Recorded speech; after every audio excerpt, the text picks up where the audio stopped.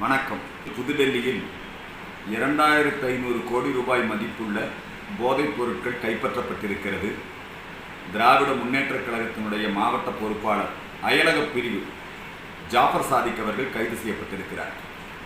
இந்த ஜாஃபர் சாதிக் என்பவர் ஏற்கனவே நம்முடைய தமிழக காவல்துறை அவங்க ஒரு விருதுகள்லாம் கொடுத்துருக்கிறாங்க. ஏதோ ஒரு பொது நிகழ்ச்சியில் அவர் மு.க. ஸ்டாலின் அவர்களுக்கு நன்கொடை கொடுத்திருக்கிறார். அந்த மு.க. ஸ்டாலின் கிட்ட, உதயநிதி கிட்ட அவங்கெல்லாம் நல்ல இன்ஃப்ளூயன்ஸ் உள்ளவங்களா இருந்திருக்காங்க. அவருடைய தம்பி விடுதலை சிறுத்தை கட்சியினுடைய ஒரு பொறுப்பாளராக இருக்கிறார்கள்.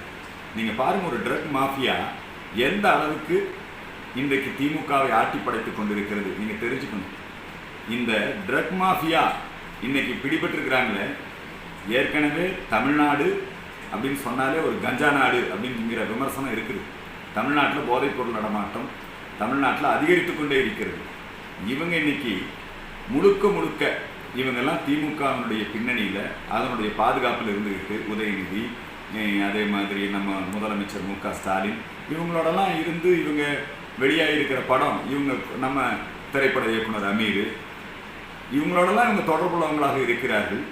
அயலக பிரிவில் பொறுப்பில் இருக்கிறாங்க. விடுதலை சிறுத்தை கட்சி உங்களுக்கு தெரியும். விடுதலை சிறுத்தை கட்சி ஏற்கனவே லாட்டரி மாஃபியா. அங்கே அர்ஜுன் லாட்டரி மார்ட்டின் அவருடைய மாப்பிள்ளை இன்னைக்கு அங்கே எம்பி சீட் வாங்க போகிறார்.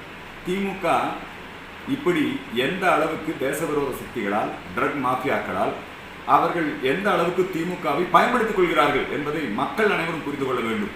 இது விஷயத்தில் இது ஒரு சாதாரணமான போதைப் பொருள் கடத்தல் வழக்கு அப்படி எடுத்துக்கொள்ளக்கூடாது. தேச பாதுகாப்பு இதில் சம்பந்தப்பட்டிருக்கிறது. எனவே இந்த விஷயத்தை என்ஐஏ விசாரிக்கணும். இந்த விஷயத்தை நம்முடைய இந்து மக்கள் கட்சியினுடைய அஃபிஷியல் ட்விட்டர் காலையில் 10:30 மணிக்கு நம்முடைய ட்விட்டரில் போட்ட பிறகு இப்போ எல்லா கட்சியினரும் இதில் தோண்ட கிணறு வெட்ட பூதங்கிழமன மாதிரி பல சதி செயல்கள் இதில் வெளிப்பட்டு கொண்டிருக்கிறது. அதனால் இதை தொடர்ந்து மத்திய அரசு கண்காணித்து நடவடிக்கை எடுக்க வேண்டும். திமுகவும் அவங்கெல்லாம் இன்றைக்கு இந்த மாஃபியாக்கள் பிடியில் இருக்கிறார்கள். ஜாக்கிரதையாக இருக்க வேண்டும்.